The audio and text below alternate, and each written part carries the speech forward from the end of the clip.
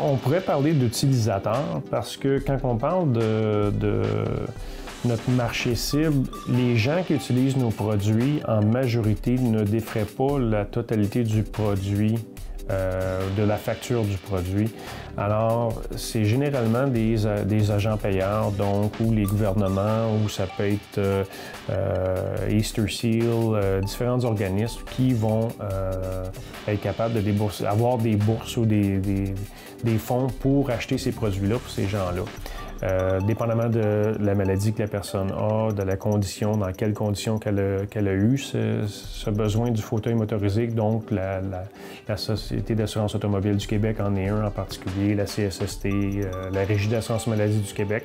C'est des organismes qui sont des organismes gouvernementaux qui vont défrayer pour des fauteuils. Mais il y en a d'autres aussi qui sont un peu à côté du gouvernement, donc je parlais d'Easter Seals. Notre clientèle à nous, pour être capable de vendre nos produits, faut aller voir les ergothérapeutes et leur démontrer le bienfait du produit. Eux, aussitôt qu'ils ont bien compris ce qu'on fait et qu'ils voient l'utilité, quand ils vont faire des évaluations sur des gens qui ont le besoin, ils vont pouvoir faire la détermination de quel produit va mieux pour ce client-là. Alors, c'est l'ergothérapeute qui choisit le produit ou qui a un peu la tâche de diriger la personne vers le bon produit. Et l'utilisateur peut avoir un impact dans la décision du produit, mais ça va aussi avec le professionnel. Donc, c'est une collaboration qui se fait entre l'utilisateur et le professionnel qui va décider, OK, est-ce que ça satisfait tous les besoins? S'il y a plus qu'un produit qui satisfait tous les besoins, à ce moment-là, bien, l'utilisateur peut peut-être choisir selon ses goûts, qu'est-ce qu'il aime mieux. Mais notre clientèle, les utilisateurs qui utilisent nos produits, c'est des gens qui ne peuvent pas marcher. C'est des gens qui ont de la difficulté à fonctionner avec les membres supérieurs, donc qui ne peuvent pas se propulser en fauteuil manuel. Et les règles d'un pays à l'autre, et même dans certains cas d'une province à l'autre, peuvent changer un peu de la manière que c'est remboursé, de la manière que c'est prescrit. Mais c'est bien différent du Canada aux États-Unis où les États-Unis, leurs règles sont un peu plus flexibles que ceux du Canada. Au Canada, une personne qui va dans un fauteuil roulant motorisé ne peut vraiment pas fonctionner dans un fauteuil manuel. Aux États-Unis, si la personne semble avoir de la difficulté à fonctionner dans un fauteuil manuel, mais qu'elle est capable quand même, ils vont l'essayer. Ils vont l'essayer dans le fauteuil motorisé automatiquement parce qu'ils se disent qu'un peu plus tard, ils vont en avoir besoin d'une manière ou d'une autre. Mais au Canada, on va l'essayer dans le fauteuil manuel en premier et s'assurer que ça ne fonctionne pas. Et ce qui donne une proportion différente de fauteuil roulant motorisé et de fauteuil roulant manuel. Bien, notre marché, on vise le marché complet là, du Canada. La marque Cascade, c'est vraiment pour le Canada, donc on n'en vend pas aux États-Unis. On le vend d'un bout à l'autre du Canada, d'est en ouest. Le marché qu'on cible, évidemment, c'est les gens qui ont une conscience environnementale plus développée, par définition. Sauf que ces gens-là, souvent ou majoritairement, c'est des acheteurs de Cascade depuis plusieurs années parce que c'est des gens pour qui c'est vraiment important d'acheter des biens de consommation qui sont en faveur de l'environnement ou qui protègent l'environnement dans tous leurs produits qu'ils vont acheter. Fait que c'est des clients qui nous sont normalement loyaux. Notre objectif ou notre marché cible, c'est d'élargir ce marché-là aux gens qui ont une conscience environnementale, mais qui veulent aussi avoir un produit de bonne qualité. Dans le fond, ce qu'on démontre ou ce qu'on essaie de démontrer, puis de plus en plus on réussit, c'est que tu n'as pas besoin de faire un compromis nécessairement pour avoir un produit écologique ou vert, là. Donc, c'est vraiment notre objectif, là, d'améliorer la qualité de nos produits pour élargir notre public cible. Puis le marché est en croissance avec la démographie, donc la démographie croît de 1,5-2 % par année. Donc les ventes de papier essuie-tout ou de papier hygiénique croient aussi année après année. Donc c'est pas un marché qui est en décroissance comme le papier journal ou des choses comme ça. Ce qui fait que c'est quand même compétitif parce qu'il y a beaucoup de manufacturiers qui veulent s'en aller dans ce domaine-là, étant donné qu'il y a une croissance, qui va toujours avoir une croissance. Là. Puis en Amérique du Nord, dans le fond, c'est les gens au monde qui consomment le plus de papier et tissu par habitat par année. Donc, il y a quand même beaucoup de consommation. Il y a beaucoup de potentiel. Acheter mes produits, c'est... moi, ma force, c'est les armoires de cuisine. Fait que le monde, il vient ici, c'est pour les armoires de cuisine. Fait que ça, c'est les armoires de cuisine. Les vanités de salle de bain. Ça c'est ma grosse force. Fait que moi, le monde ici, ils viennent ici, puis les clients de Châteauguay, Saint-Constant, Sainte-Martine, tout ça. Fait que c'est des clients, c'est pas des clients, c'est des grosses armoires de 30 000. Moi, mes clients, c'est du monde qui va faire une armoire de 6 000, de 9 000, 10 000. Tu sais, c'est tout... même des armoires en mélamine. Je fais des armoires de toutes les sortes, le goût du client. Je vais faire des armoires de 2 000. Je vois selon le budget du client. T'sais. Fait que moi, je fais mes armoires selon le client a besoin. C'est le marché. Est-ce qu'il y a des compagnies qui achètent vos produits? Non. Ben moi, les compagnies... Ben, je travaille avec des compagnies qui ont besoin pour le commercial.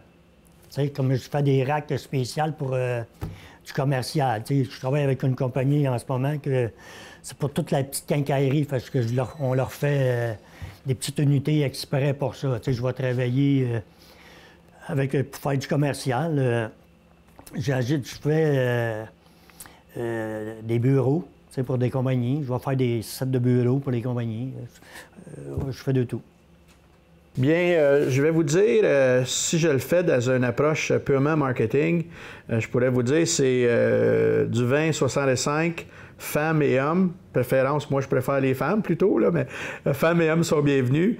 On a, je vous disais, on fait beaucoup de B2B, mais on fait aussi du B2C. On va avoir tout type de clientèle qui va venir ici.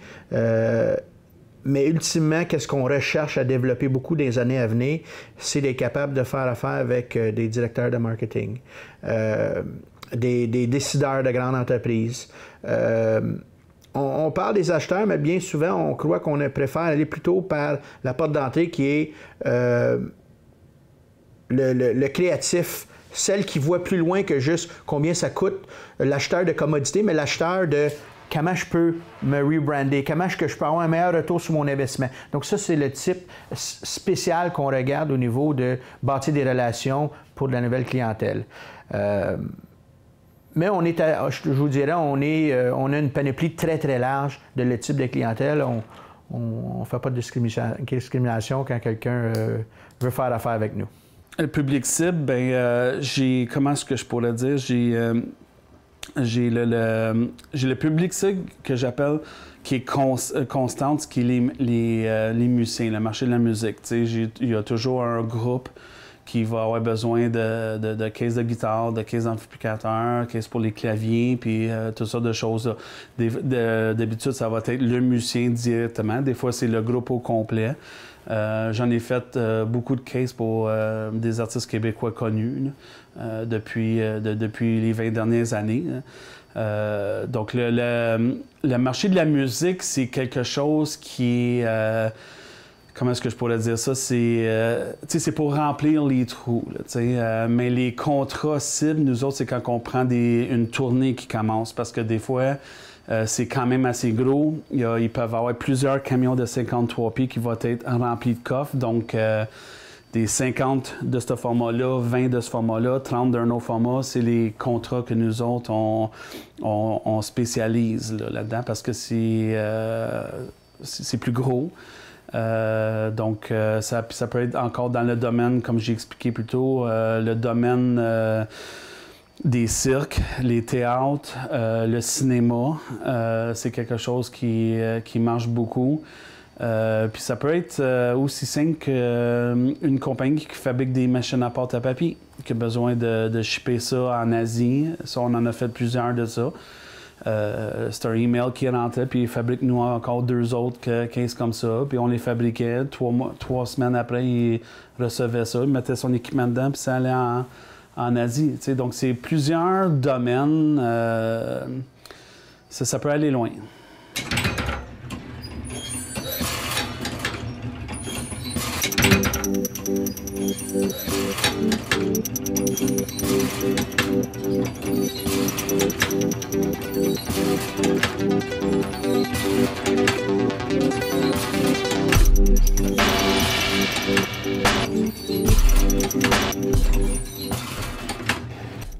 L'entreprise est basée sur fabriquer des produits pour les personnes en perte de mobilité.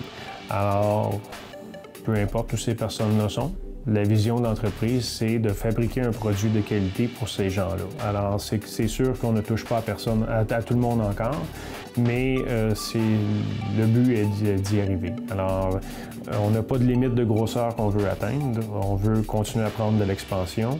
On veut continuer à croître. On a basé notre entreprise sur un produit de qualité qui nous donnerait la possibilité de ravoir nos clients à répétition en avançant. Les fauteuils roulants motorisés ont besoin d'être renouvelés à un certain point. Il y a une utilisation limitée du produit. Il y a un point déterminant dans la vie du fauteuil roulant motorisé qui t'oblige à le changer. D'essayer de toujours réparer un produit à un certain point devient plus coûteux que de le remplacer. Et c'est notre but, c'est que la personne soit satisfaite avec leur produit et qu'ils veulent en avoir un autre. Alors, si on est capable d'aller chercher des nouveaux utilisateurs à chaque année, on devrait être capable de continuer à accroître notre marché. Et on se fie aux bouche à oreille, on se fie aux utilisateurs satisfaits pour continuer à accroître notre marché. Bien, ici, l'usine de Candiac est vouée à un bel avenir. C'est une des belles usines de Cascade Groupe Tissu. Assez moderne, qui a eu quand même beaucoup d'investissements au cours des dernières années. On a dû mettre environ 70 millions, je dirais, dans les 5-6 dernières années dans l'usine pour justement s'assurer qu'elle était compétitive en termes de qualité de produit puis en termes de coût de production.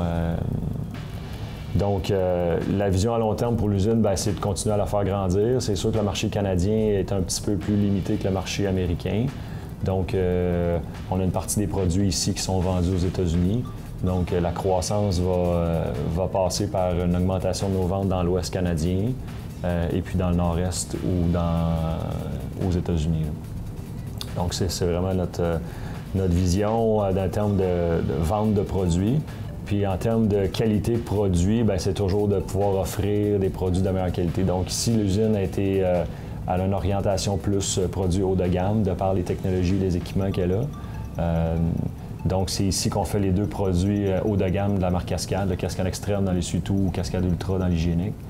Puis on veut vraiment avoir un focus de développement de qualité ici. Moi, de ma vision, là, mettons dans 10 ans, c'est que je ne me vois pas. J'aimerais ça avoir ma propre usine. Et moi, j'aimerais avoir, comme là, dans Saint-Cy, c'est seulement que mes garçons qui travaillent avec moi, mais moi, j'aimerais ça avoir une dizaine d'employés. Une dizaine d'employés seulement. Je ne veux pas aller plus gros que ça. Je ne veux pas avoir une compagnie avec 100 quelques employés, là, puis il faut être obligé de. Comment on peut dire, sortir 10 armoires par jour. Moi, je ne veux pas faire ça. Moi, je veux faire 3 armoires par jour, 4 armoires par jour, mais je veux que mon armoire de cuisine soit bien faite, que quand elle sort de l'usine, mais que la cuisine, que ça arrive sur le client, tout est là, tout. Parce que plus qu'on est gros, plus, il faut sortir toujours. C'est trop vite aujourd'hui. Mais moi, je veux pas ça. Moi, je veux que ma compagnie reste à 10 employés, si je peux aller jusque-là. C'est 10 employés max. Puis sortir un bon produit, puis arriver avec, voyons, comment je peux dire, quand on arrive sur le client, un coup que l'installation est faite, que le produit, il manque rien, il n'y a pas de service à faire, parce que plus qu'on est gros, mon ami, plus que c'est go tout le temps. Fait que, si, mettons, j'ai une usine de 100 quelques employés, il faut que je pourrais se produire 10 armoires par jour pour réussir à payer tout ça. Fait moi, c'est ça, je veux pas. J'ai connu ça avec. J'ai travaillé pour d'autres compagnies. J'ai connu ça, puis moi, je veux pas arriver être trop gros puis pas servir mes clients. Moi, je veux que mes clients m'appellent. Juste, regarde, moi, je suis une petite compagnie, ça, fait que les clients ne gênent pas, ils m'appellent. M. Quentin, l'installateur, il vient d'installer la cuisine, c'est beau, c'est parfait. Vous avez un bon installateur, fait que tout est parfait, je vous remercie beaucoup. C'est ça que je veux. Puis je veux avoir ma propre compagnie, que mes enfants, plus tard, s'occupent de tout ça. C'est ça que je veux. Bien, c'est très d'actualité. L'an passé, on a fait un diagnostic d'entreprise complète. On a fait venir des consultants, ils ont fait de l'étude, puis à partir de ce document-là, il y a plusieurs constats qui ont été faits. Puis pour nous, pour notre entreprise, je vous dirais, on a vécu quand même une croissance importante des dernières années et c'est bon de faire le diagnostic. L'entreprise est en santé, les affaires vont bien. Bien souvent, il va y avoir des entreprises qui vont faire des diagnostics d'entreprise quand ça va un peu mal. Nous, c'était le contraire. C'est qu'on trouvait que les affaires grossissaient bien, puis on voulait aller à la prochaine étape qui est possiblement, dans les prochains 5 à 10 ans, d'aller à 50, peut-être même 100 employés. Puis c'est là qu'on a vu aussi le constat de la direction d'aller d'une entreprise de gestionnaire, un comité de gestion, puis être capable de mettre des barèmes de gestion pour nous permettre d'aller à la prochaine année. Donc, je vous dirais, on a des beaux projets à sa table. On parlait tantôt du MIS qu'on veut acheter, mais il y a une raison pourquoi on veut embarquer dans cet investissement-là. C'est que par après, une fois qu'on a mis en place notre système d'information management, on veut être capable de faire un agrandissement de la bâtisse. L'an passé, on a fait un agrandissement à l'interne, parce qu'encore, il manquait de la place. Puis on a rajouté une mezzanine de 2500 pieds carrés à l'intérieur de l'usine de production. On a déjà les plans faits pour doubler la bâtisse, puis on a le terrain qui nous appartient déjà à côté. On est tenté de regarder est-ce qu'on veut doubler, puis aller ça, puis là, on va être limité, ou est-ce qu'on veut peut-être vendre ici, puis regarder à une autre bâtisse beaucoup plus grande pour nous permettre à continuer la croissance des années à venir. Donc, on a un plan A et un plan B. Le plan A, c'est de faire l'agrandissement d'ici 1 an et demi, doubler la superficie et naturellement être capable d'embaucher d'autres personnes dans la région. Et je vous dirais, au plus long terme, 5 à 10 ans, c'est d'atteindre, pour être une entreprise que je vous dirais que c'est entre 75 et 100 employés. On croit qu'on est capable de le faire, spécialement avec toutes les nouveautés qu'on rajoute à notre offre de service, que ce soit l'impression de grand format, que ce soit le marketing interactif. On a un très gros département de création graphique, je te dirais même un des plus gros dans la région, avec 7 infographistes à temps plein ici pour faire la création de tout type de documents à imprimer. Et même de campagne marketing aussi, parce qu'on a créé un nouveau département avec 2 personnes à temps plein dans ce département-là. Donc, on a une belle avenir qui se prononce en avant de nous si les affaires continuent à aller aussi bien. Bien, aux États-Unis, de construire une marque, que ce soit dans n'importe quel domaine, ça prend beaucoup d'argent en marketing, publicité, etc. Donc, aux États-Unis, c'est plus compliqué ou c'est plus dispendieux de bâtir une marque comme la marque Cascade. Puis, il faut dire aussi, je pense que les Canadiens sont en avance en termes de conscience environnementale. Donc, au niveau des Américains, ils ont d'autres qualités, mais là-dessus, c'est pas nécessairement leur priorité d'avoir des produits qui respectent plus l'environnement. Donc, on a encore beaucoup de croissance potentielle au Canada. On veut se consacrer ici pour Cascade est bien connu au Canada, donc on veut vraiment faire croître la marque Cascade au Canada. Aux États-Unis, c'est plus dans les marchés de marques privées qu'on est actif. C'est sûr et certain que la compagnie a débuté en 96. Donc, j'ai vu toutes sortes de trends, toutes sortes de nouvelles affaires qui étaient arrivées puis qui a parti tout ça. On a passé à travers de pas mal toutes les crises économiques qu'il y a eu depuis 96. En 2008, quand ça allait mal pas mal partout, nous, ça allait très bien. On engageait même du monde, là, des machinistes ou tout ça temporairement jusqu'à temps que tout ça reprenne. Mais je dirais que depuis 2011-2012, on a senti une vague assez bizarre. Les bons commandes prenaient plus de temps à arriver. Au lieu d'en commander 24, bien, on va commencer avec 12, puis nos fournisseurs nous appelaient pour nous demander comment ça allait, puis tout ça. Puis on trouvait ça drôle qu'on reçoit des téléphones de même. Puis 1 an plus tard, je commençais à remarquer que, oups, il y a de quoi de bizarre qui se passe. Donc nous autres, je pense que ce qui est arrivé, c'est qu'on a pogné la queue de cette vague-là qui a pas mal fait mal à tout le monde. Puis nous autres aussi, étant donné qu'on a des gros clients, On fait des coffres genre pour Cirque du Soleil aussi de temps en temps. Bon, ben, étant donné qu'eux autres, ils ont ils ont fait des coupures, tout ça, bien, ça se fait ressentir dans les plus petites compagnies. Donc ça aussi, ça nous a fait mal un peu, mais on s'est viré bon, puis on a trouvé d'autres choses pour compenser. Puis c'est ça, le monde, aujourd'hui, on voit que ça l'a changé à cause de l'accès des produits chinois. C'est facile, on peut commander directement en Chine en ligne.